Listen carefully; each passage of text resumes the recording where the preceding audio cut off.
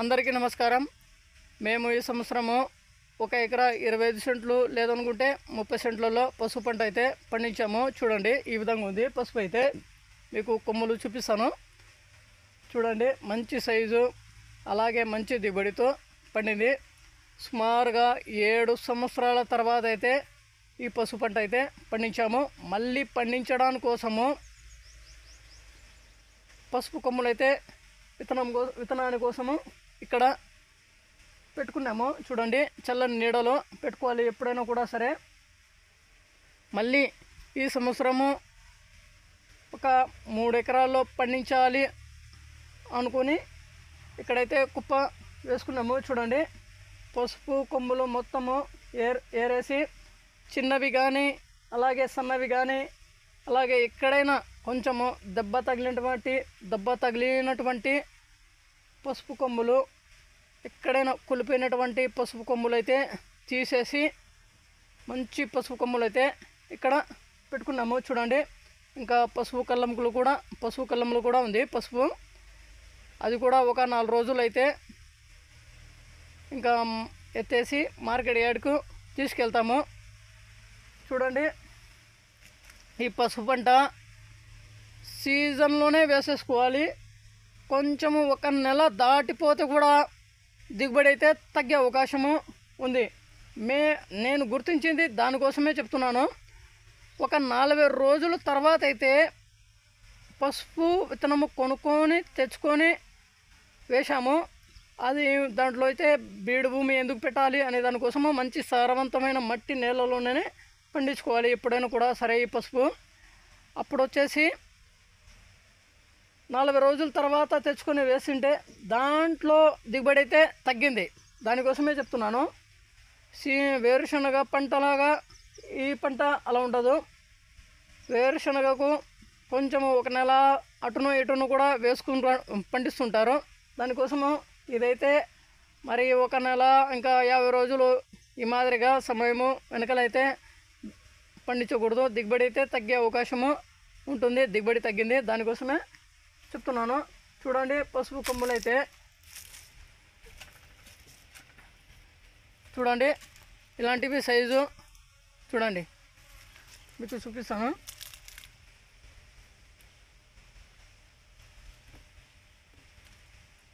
ఇలాగా ఇక్కడ నుండి చూడండి, ఇక్కడ కన్నులు ఉంటాయన్నమాట. ఇక్కడ నుండి అయినా కానీ ఇక్కడ నుండి కానీ అలాగే ఇక్కడ నుండి కానీ మొలకలు వస్తాయి. అలాగే ఈ పసుపు ఇప్పుడు కుప్ప వేసుకున్నాం కదా,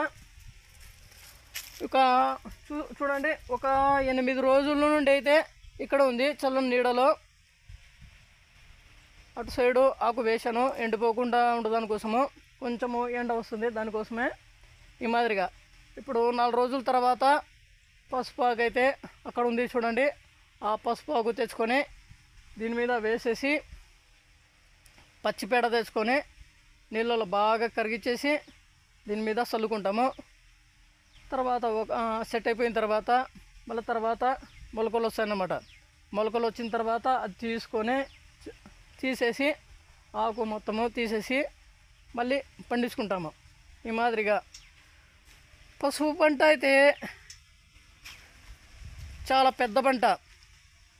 ఆర్థికంగా ఉంటేనే ఈ పసుపు పంట అయితే పండించుకోవాలి, లేదనుకుంటే వద్దు. అంటే ఖర్చులు ఎక్కువ ఉంటాయన్నమాట, పన్నులు కూడా ఎక్కువ ఉంటాయన్నమాట. అంటే సుమారుగా ఒక 3 సార్లు తవ్వకాలు చేపియాలి. అలాగే ఒక 3 సార్లు లేదనుకుంటే 3 సార్లు కలుపు తీపిచ్చాలి చేతులతో.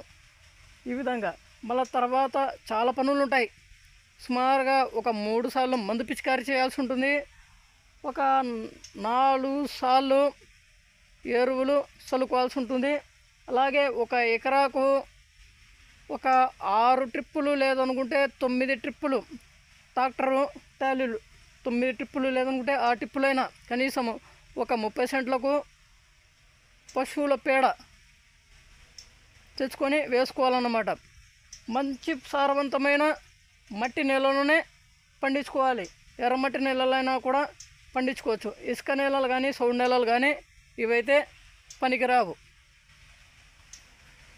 అంటే ఒక ఎకరాకు ఎక్కువగా అంటే మంచి దిగుబడి అంటే 30 నుండి 35 క్వింటాలు కూడా వచ్చే అవకాశము ఉంటుంది. మాది సుమారుగా 28 క్వింటాల్లో వచ్చే అవకాశము ఉంది నా అంచనా ప్రకారంగా చెప్తే. ఒక 7 సంవత్సరాల తర్వాత దీనికంటే ముందు పండించాము కదా, అప్పుడు ఈ పసుపు కొమ్ముల కంటే కూడా ఇంకా మంచి సైజు పండిందన్నమాట. ఆ భూమి వచ్చేసి దీనికంటే మంచి భూమి, సారవంతమైన మట్టి భూమి, దీనికంటే మంచి భూమి. అలాగే ఒక ఎకరాకు 10 ట్రిప్పుల జీవాల ఎరువు అయితే చల్లుకున్నాము. నాకైతే గుర్తుంది, దానికోసమే చెప్తున్నాను. తర్వాత నుండి రేట్లు తగ్గిపోవడము ఇవన్నీ జరిగాయి. దానికోసం అయితే పసుపు పంటకు సెలవు ఇచ్చాము. మళ్ళా రేట్లు వస్తున్నాయి అనేసి నిన్న సంవత్సరము 17,000, 15,000, 13,000 ఈ మాదిరిగా ధర పలికింది అనేసి చెప్పారు. దానికోసం ఎలాగైనా పండించుకోవాలి అనే దానికోసము తెచ్చుకొని పండించుకున్నాము. మంచి దిగుబడితో పండింది. ఇప్పుడు మళ్ళీ కుప్ప వేసుకున్నాము. 2 ట్రాక్టర్ ట్రాలీ టిప్పులు అయితే ఉంటాయన్నమాట. ఏరుకొని వేసుకున్నాం కదా, 3 ఎకరాలకైతే సరిపోవు. ఇంకా 1 ఎకరాకు ఎలాగైనా ఎక్కడి నుండి అయినా కొనుక్కొని తెచ్చుకొని అయినా వేసుకుంటాము. చూడండి, ఇప్పటికైతే ఒక 2 ట్రాక్టర్ టిప్పులు అయితే ఉంటాయన్నమాట. 2 ఎకరాలకైతే సరిపోతుంది నా అంచనా ప్రకారంగా అయితే. 1 ఎకరాకు అయితే ఒక బాడీ లెవెల్గా ట్రాక్టర్ టిప్పు, ఒక ట్రాలీ టిప్పు అయితే సరిపోతుందన్నమాట. ఇందులో మళ్ళీ కొమ్ములు, పెద్ద పెద్ద కొమ్ములు ఉన్నవి, అవి 2 చేయాలన్నమాట. పెద్ద పెద్దవి అయితే, చిన్నవి అయితే మామూలుగా అయితే తుంచేదేమి ఉండదు, అలాగే వేసేస్తారు. ఈ విధంగా ఆర్థికంగా ఉంటేనే పసుపు పంట పండించండి, లేదనుకుంటే వద్దు. ఇప్పుడు చూస్తుంటే పసుపు పంట మేము తీసేటప్పుడు, తవ్వేటప్పుడు అంటే సుమారుగా ఒక 20 రోజుల తర్వాత అయితే ముందు 12,500, 13,000 రూపాయల వరకు ధర అయితే పలికింది. నాకు ఒక యూట్యూబరు చెప్పారు. అక్కడ నిజామాబాద్ మార్కెట్లో ఎప్పుడైతే 9,500 ఈ మాదిరిగా తగ్గిపోయింది అని చెప్పారు. అదంతా చెప్తే ఇంకా చాలా పెద్దది అవుతుంది, వద్దు. దాని గురించి అయితే చెప్పకూడదు. ఆర్థికంగా ఉంటేనే పండించుకోండి, లేదనుకుంటే వద్దు. పసుపు పంటలో నష్టపోయి భూములు కూడా అమ్ముకున్న వాళ్ళు కూడా ఉన్నారు. అలాగే పసుపు పంటలో మంచి దిగుబడితో పండి ఇంకా పసుపు పంటలో లక్షాధికారులు కూడా అయ్యారు. దానికోసమే చెప్తున్నాను.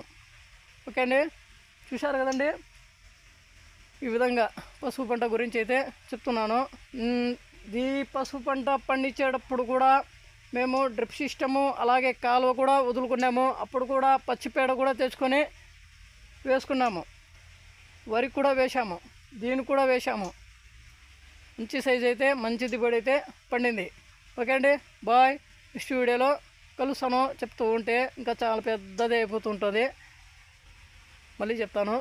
ఇంకా ఈ మాదిరిగా ఒక 8 రోజులు అయిపోయింది ఇక్కడ పెట్టేసి, 10 రోజులు అయిపోయింది కప్పేసుకుని. ఒక 4 రోజుల తర్వాత మళ్ళా మొలకలు వచ్చిన తర్వాత చూసుకొని మళ్ళీ పండించుకుంటాము. బాయ్ అండి, నెక్స్ట్ వీడియోలో కలుస్తాము. ఎవరైనా పసుపు పంట పండించి ఉంటే మీకు ఎంత దిగుబడి వచ్చిందో, మీరు అమ్మి ఉంటే ఎంత ధర పోయిందో రేటు క్వింటాలు, ఒకసారి కామెంట్ బాక్స్లో కామెంట్ చేయండి. బాయ్ అండి.